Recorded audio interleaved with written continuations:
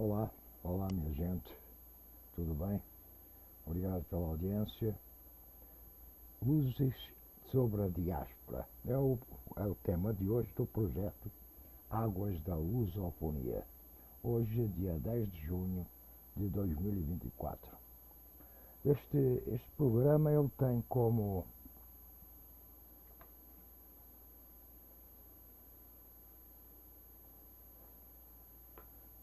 boa tarde, obrigado ouvintes pela audiência. Nós estamos com o projeto Águas da Lusofonia. O programa de hoje ele tem como tema Luzes sobre a Diáspora. Hoje, dia 10 de junho de 2024. Este programa ele tem como finalidade divulgar e comentar assuntos inerentes à lusofonia, suas culturas, as histórias de cada país, do bloco políticos comuns e políticas comuns ao tema lusofonia. O formato do programa é livre e a duração não ultrapassará os 30 minutos. E tem um mundo de gente conectado pela língua. Não só os países que têm a língua portuguesa como oficial, mas as centenas de comunidades portuguesas espalhadas pelo mundo. Já somos cerca de 300 milhões de falantes. Uma das línguas mais faladas no mundo, inclusive na internet. Então, oportunidades de trabalho, de estudo e de interação cultural serão o ponto de partida das nossas intenções e deste projeto. E, falando em trabalho e escravidão são assuntos relacionados. Na primeira parte deste programa não irei tratar do tema escravidão, tema esse que, pelo seu apelo social, nunca deverá sair da pauta daqueles que contra isso lutam, já que ela não se insere no século passado. Ela ainda está muito viva entre nós nos dias de hoje. Na segunda parte do livro nós falaremos sobre Camões, lembrando que hoje, dia 10 de junho, é o dia da língua, o dia de Camões e das comunidades onde o português é a língua falada ou oficial. Nós, da esquerda, não concordamos muito com o dia, como é que ele foi julgado, ele foi tratado pelo Salazar. Precisamos lembrar que o 10 de junho ele foi assinalado durante a ditadura de Salazar como o dia da raça, promovendo uma ideologia de supremacia branca e colonialista, e depois como o dia das Forças Armadas no contexto da guerra colonial, e assim perpetuando uma narrativa de glorificação da violência militar e da opressão colonial. Preferimos chamar então o dia 10 de junho como sendo o dia daquele que mais nos orgulha, Camões. Nós comemoramos a data como sendo o dia de Camões e das comunidades falantes da língua portuguesa. É bom que se frise isso. Então, esse estudo internacional,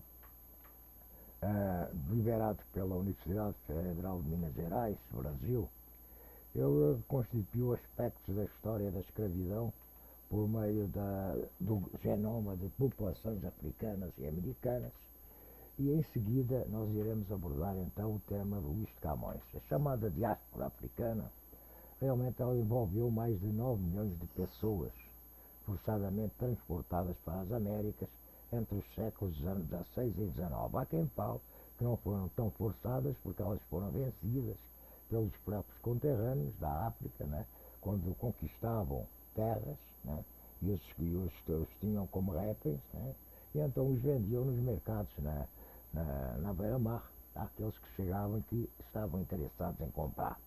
Então, em artigo publicado na revista Molecular Biology and Evolution, um grupo internacional de pesquisadores liderado pelo professor do ICB, Eduardo Tarazona Santos, ele estudou a diversidade do genoma de 6.267 indivíduos de duas populações africanas e americanas para reconstruir aspectos da história da escravidão nas Américas com as ancestralidades, resume Tarazona Santos, que imaginam o genoma dos latino-americanos como mosaicos de ancestralidades indígenas, africanas e europeias.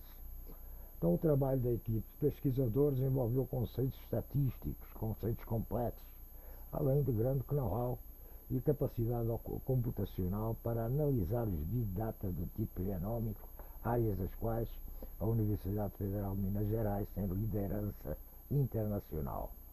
O grupo ele comparou dados genéticos com informações de fontes e histórias demográficas sobre o número de embarques e desembarques da África nas Américas durante a diáspora africana. Em comparação, também, revelou que o período de 1750 a 1850 ele foi crítico, correspondente a picos na chegada dos escravos da África, o que foi acompanhado de uma intensificação da miscigenação em todo o continente americano. Geneticamente, os africanos são a população mais diversa do mundo. Então observamos pela primeira vez que a diáspora africana para as Américas foi tão grande e duradoura que os nativos trouxeram toda a sua diversidade genética que hoje está presente no componente africano dos nossos genomas miscigenados. Por outro lado, nos últimos 500 anos, nós nas Américas nos misturamos mais do que na África, e a parte africana do nosso genoma é a mais homogénea entre as populações das Américas. Um brasileiro do Sul e um afro-americano são geneticamente mais similares no seu componente africano do que o moçambicano na comparação com o nigeriano, é o que afirma Tarazona Santos. Então, esses resultados eles têm relevância para a pesquisa na área da saúde, pois indicam que as variantes genéticas responsáveis por doenças estão mais homogeneamente distribuídas entre as diferentes populações das Américas do que da África. Então voltamos ao nosso povo, especialmente o povo histórico, porque o importante frisar aqui é que a América ela não nasceu já colonizada, já não nasceu já com as suas fronteiras de países delimitadas, e isso foi no século XV, no início do século XVI, foi acontecendo. Então ainda hoje eu comentei com um amigo que no Brasil eu estranho pessoas que vão a programas calouros cantar em inglês, que os hits das paradas de sucesso nas rádios FM e AM são ingleses, a música inglesa, cantada em inglês. Isso aí me estranha e me deixa triste, porque eu acredito que o povo que não tem história não tem futuro, tá? E sobretudo um povo que não cultua a sua cultura e que não cultua os seus antepassados também não pode querer um país desenvolvido, autossustentável e independente. Mas voltemos então ao povo lusófono.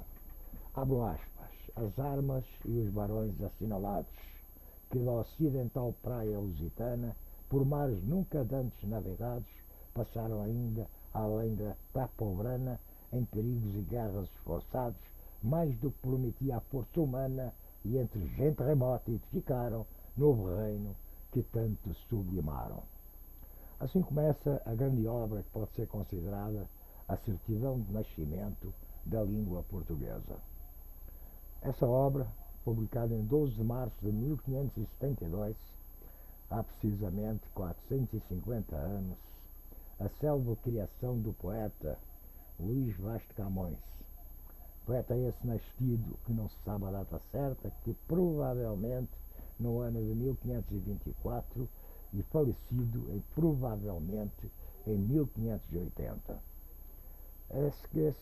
Essa obra maravilhosa ela é formada por 10 cantos, 1102 estrofes e 8816 versos, todos em oitavas decassilábicas, sendo arranjados em um esquema rítmico fixo. Trata-se do poema épico, Os Lusíadas, que narra a descoberta pelo navegador português Vasco da Gama entre os anos 1469 e 1524 da rota marítima para a Índia, na grande encruzilhada dos descobrimentos, no primeiro grande globalização mundial. Um marco nas relações comerciais e exploratórias do século XV e até, de certa forma, diria, a consolidação de um momento historicamente relevante para Portugal. Ao longo do seu texto maravilhoso, que eu aconselho que leia, o poeta, que se dirige ao rei Sebastião entre 1554 e 1578, evoca episódios da história lusitana de forma épica, sempre buscando glorificar o povo português. Mas a grandeza de Lusíadas não se resume ao engenhoso e esmerado formato adotado por Camões, e muito menos pelo grande número de versos, tampouco pelas próprias histórias de heroísmo ali narradas. Os Lusíadas se tornou um marco pelo uso da língua portuguesa. Na época, chamada apenas de linguagem, quase como de modo pejorativo, quando comparado ao jeito culto de se expressar por escrito, ou seja, o latim. E como protagonista e fruto de um momento histórico de valorização de tais identidades, essa obra é reconhecida como uma espécie de literatura, uma literatura fundadora do idioma de hoje, oficialmente praticada em Portugal e em outros 8 países, inclusive o Brasil, além de imensas centenas, eu diria diversas centenas de comunidades espalhadas por esse mundo.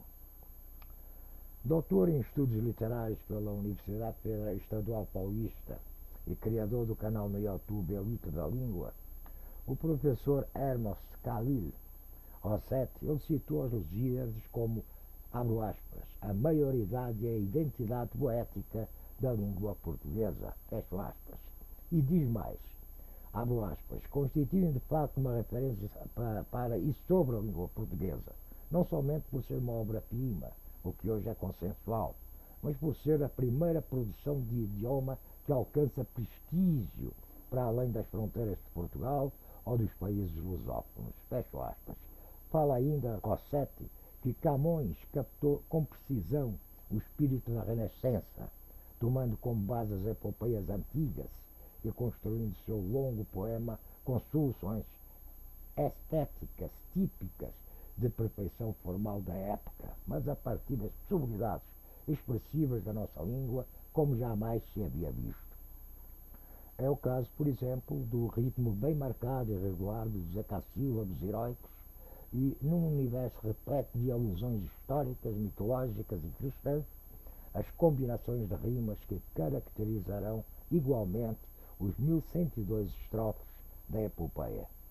Então, professora livre-docente da Universidade de São Paulo também, onde é pesquisadora do Departamento de Letras Clássicas e Vernáculos, a linguista Márcia Maria de Arruda Franco, contextualizada a obra como parte de um momento de, abro aspas, dignificação da língua portuguesa como língua de cultura. Ainda acrescenta a Márcia. Ela fala que até o século XVI era muito raro que um autor em Portugal escrevesse em português. E mesmo ao longo do século XVI, as línguas de cultura preferidas dos letrados, tanto os humanistas puros, que usavam o latim, como os impuros que usavam as línguas vulgares, era o castelhano, ou o latim em vez do português. Então, Márcia lembra também que esse movimento vinha sendo experimentado por alguns escritores, como é o caso de Sá de Miranda, nascido provavelmente em 1487 e falecido em 1558. Era um escritor que ousava essa aventura de descobrir o valor letrado da língua portuguesa, de trabalhar sobre a sua educação, de escrever em português. Então, ao longo do século XVI, vários também vão levar a cabo essa tarefa de escolher a língua portuguesa como língua de cultura, não só no discurso poético, mas também no discurso histórico. Porque o idioma ele está presente nos cronistas que escrevem sobre as grandes descobertas, quando a língua portuguesa é preferida contra ele. Então, vale ressaltar que já desde o reinado de Manuel I, em 1469-1521, médicos portugueses eram obrigados a efetuar suas prescrições em língua portuguesa, em linguagem, como eles diziam, naquela língua falada que todo mundo entendia. Então era um período de abolição académica, na qual os linguistas se propunham a entender e explicar a organização daquilo que se falava. Então começa a surgir ali a fisiologia portuguesa, uma série de gramáticas em defesa da língua portuguesa como língua de cultura e não mais como uma linguagem. Os Lusíadas culminam então esse processo e acabam fazendo com que esse processo se consolide, porque os Lusíadas eles são escritos em gênero épico, sublime, relaciona-se às épicas da cultura clássica ocidental, da cultura antiga, que era modernizada e modelizada pelos renascentistas. Os Lusíadas estão na linha direta com outras épicas de Homero, tais como, sejam elas da Grécia Antiga e também do Virgílio, da Roma Antiga. Né? Então, para o escritor Enio César Moraes, professor de língua portuguesa e assessor pedagógico do Colégio Presbiteriano Mackenzie de Brasília, a importância dos Lusíadas pode ser dividida entre os aspectos literário e histórico. Então, no primeiro quesito, o mérito recai sobre o facto de se tratar de uma epopeia, obra épica que, no plano artístico-literário, põe Portugal ao lado de nações como a Grécia e Roma. E Moraes observa ainda que não é à toa que o próprio narrador do poema afirma altaneiro, abro aspas, caça tudo que a musa antiga canta, que outro valor mais alto se levanta. Fecho aspas, abro aspas, está enaltecendo aqui a temática da obra, em comparação às produções grega e romana. Fecho aspas. Então já o segundo ponto está no facto de que o texto de Camões é a narrativa de grandes feitos do povo português, na pessoa de Vasco da Gama, à época das grandes navegações, como foi falado.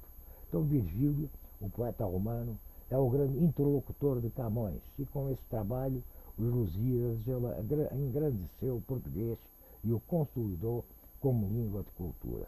E fez isso graças ao seu trabalho de escrever com tropos, figuras, imagens, um todo.